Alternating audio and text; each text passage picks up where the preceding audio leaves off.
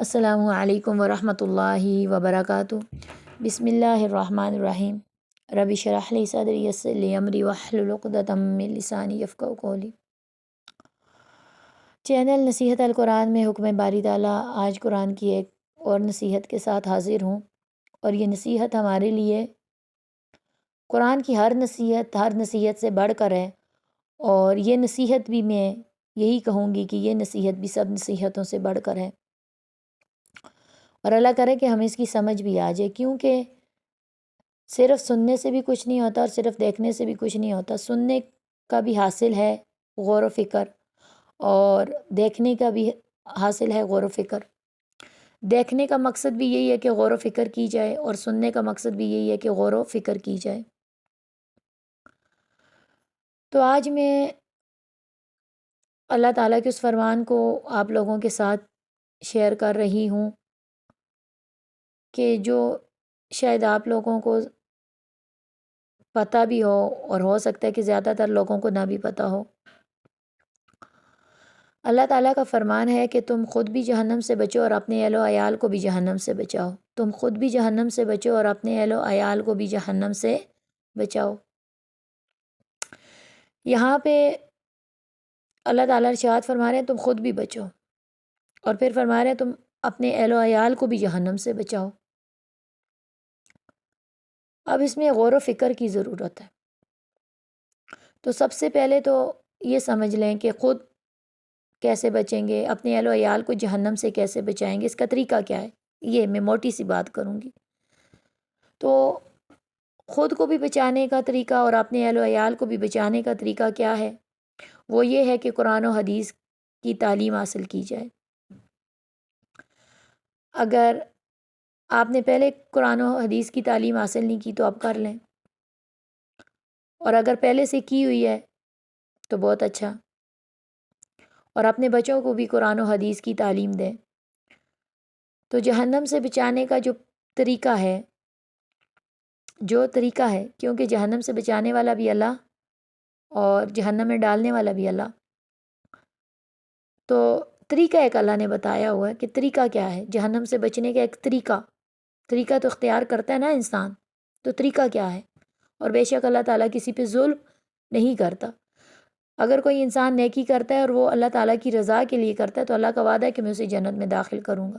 کوئی بھی نیک عمل جب انسان اللہ تعالیٰ کی رضا کے لیے کرتا ہے تو اللہ کا وعدہ ہے کہ میں اسے جنت میں داخل کروں گا۔ اور اگر کوئی بھی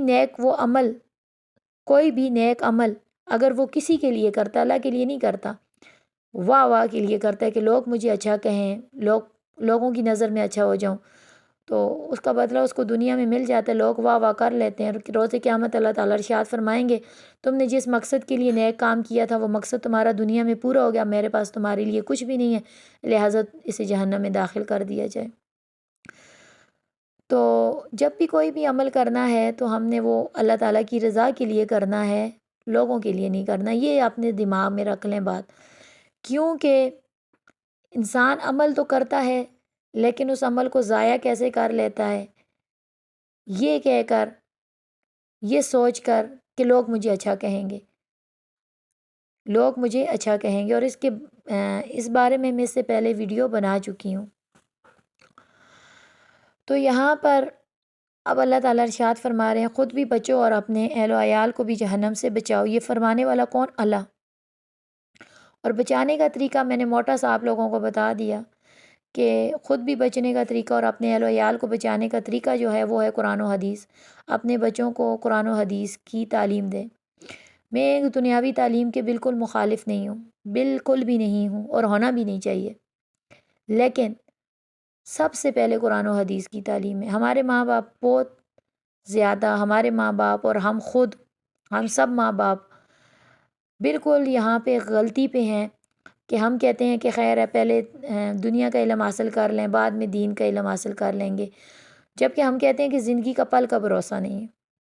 کیا بتاؤ دنیا کا علم حاصل کرتے کرتے زندگی ختم ہو جائے تو پھر دین کا علم کب حاصل کریں گے؟ تو اس وجہ سے میں کہتی ہوں دین کا علم پہلے ہے، دنیا کا بعد میں، کیونکہ وہ فرض تو نہیں ہے نا۔ دین سیکھنا، قرآن و حدیث سیکھنا، یہ تو فرض ہے، اور دنیا کا علم فرض نہیں ہے، یہ ضروری ہے۔ قرآن و حدیث ہر انسان کے لیے سیکھنی ضروری ہے،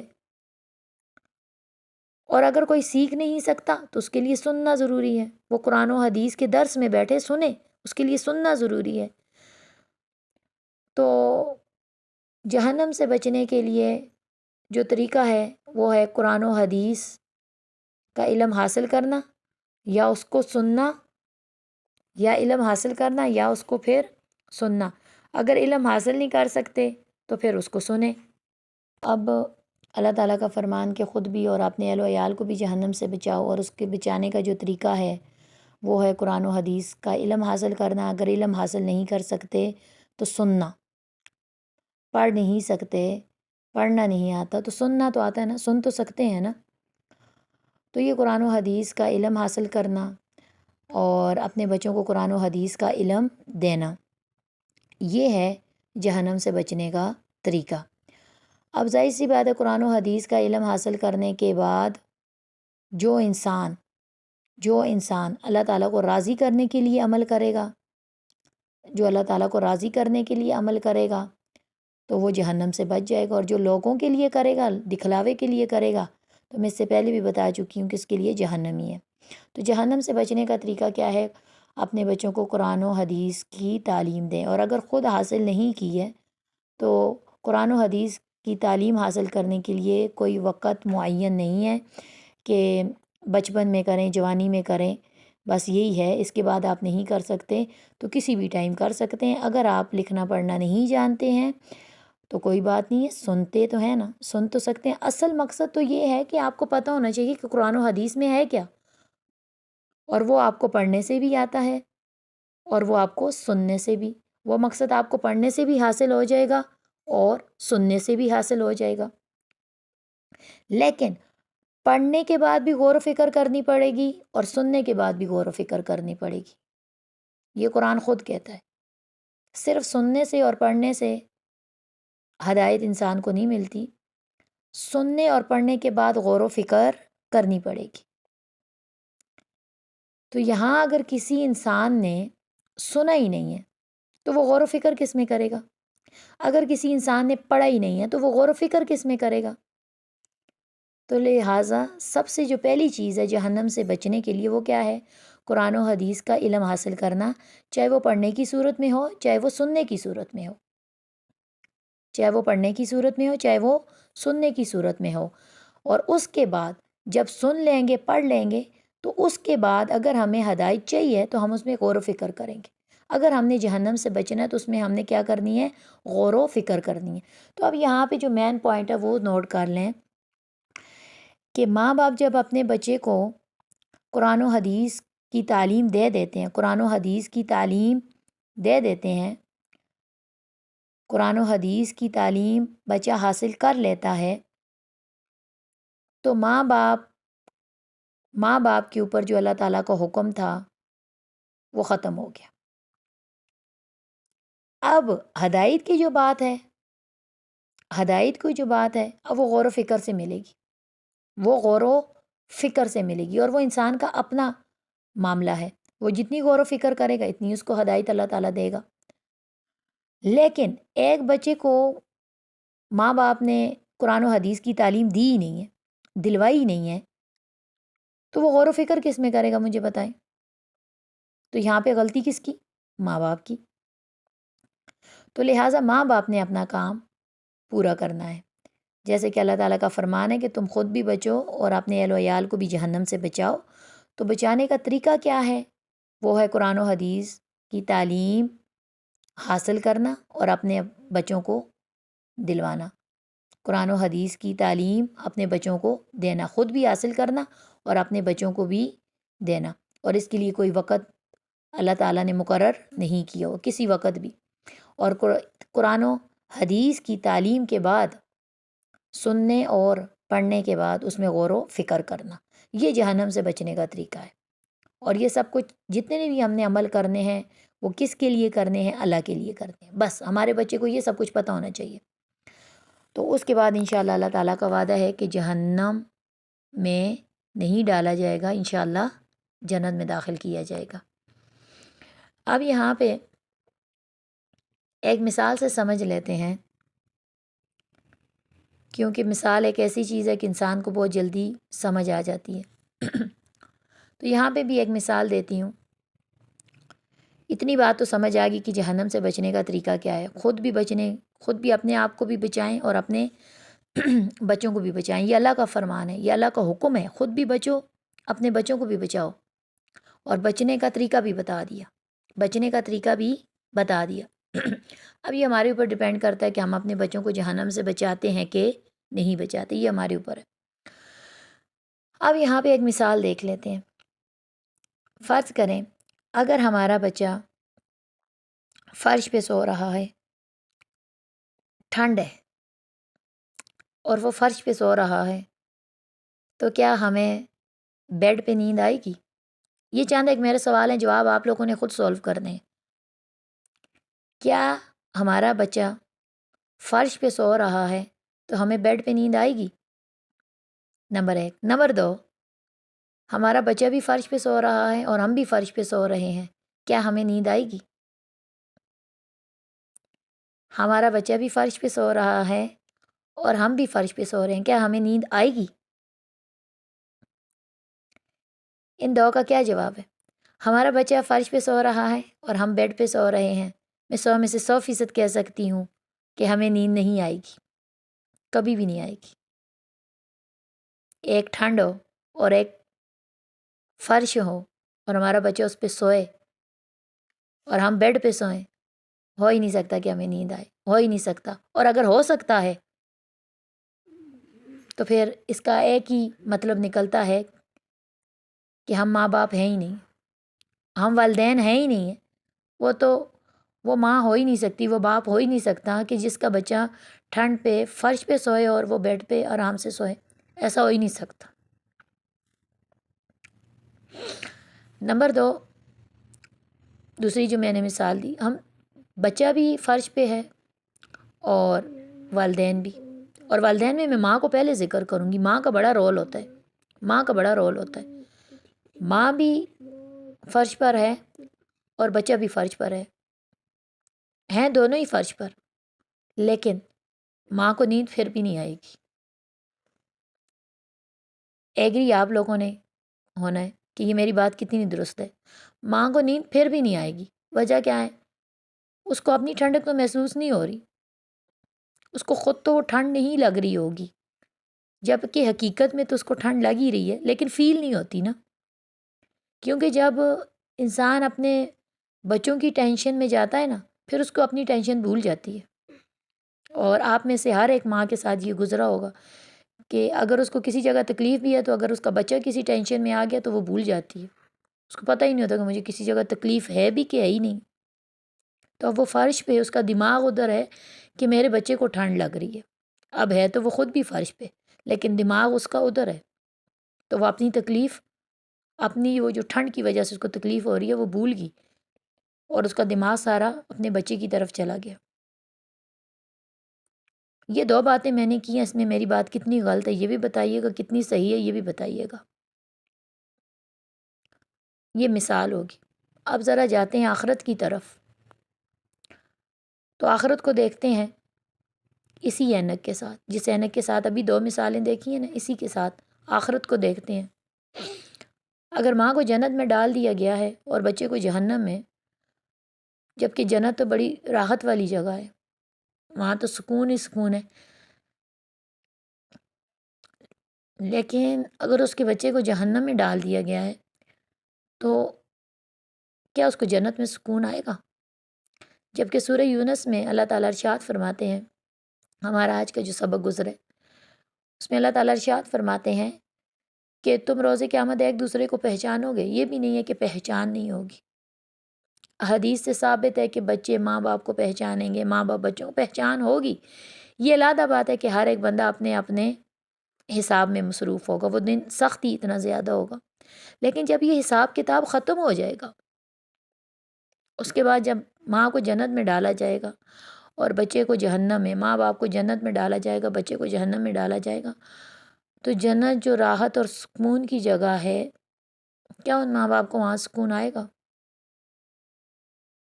جبکہ ان کے جو بچے ہیں کہ ان کو جہنم میں ڈال دیا جائے؟ تو اسی وجہ سے اللہ تعالیٰ نے حکم دیا کہ تم خود بھی جہنم سے بچو، اپنی اہل و عیال کو بھی جہنم سے بچاؤ، جبکہ اللہ تعالیٰ کو وعدہ ہے وہاں بڑا امن ہے، سکون ہے، راحت میں ہوں گے۔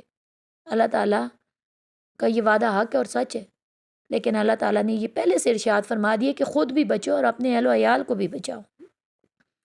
اس وجہ سے اللہ تعالیٰ نے ارشاد فرمایا ہے کہ وہاں بڑا سکون ہے۔ سکون اب کون سے لوگوں کو ہوگا؟ جنہوں نے خود بھی اپنے آپ کو جہنم سے بچایا اور اپنے اہل و عیال کو بھی جہنم سے بچایا۔ نمبر 2 پہ آ جاتے ہیں، ماں باپ بھی جہنم میں اور اولاد بھی جہنم میں۔ ماں باپ بھی جہنم میں اور اولاد بھی جہنم میں، یعنی کہ ماں بھی ٹھنڈے فرش پر، بچہ بھی ٹھنڈے فرش پر۔ آگ تو آگ ہے، جلن تو جلن ہے، وہ تو ماں کو بھی ہوگی، باپ کو بھی ہوگی، بچے کو بھی ہوگی، لیکن وہاں پہ ڈبل تکلیف کہ ان کی اولاد کو انہی کے سامنے جلایا جا رہا ہے، تو یہ تکلیف ہوگی۔ اگر یہ تکلیف نہ ہوتی تو اللہ تعالیٰ کبھی بھی یہ حکم نہ دیتے کہ تم خود بھی جہنم سے بچو اور اپنے اہل و عیال کو بھی جہنم سے بچاؤ، یہ اللہ تعالیٰ کبھی حکم دیتے ہی نہ۔ بس اللہ تعالیٰ صرف اتنا ارشاد فرما دیتے کہ بس اپنے لیے کوشش کرو، یہ حکم ہی نہ دیتے کبھی بھی۔ اگر ایسا کچھ ہوتا تو یہ حکم ہی نہ ہوتا۔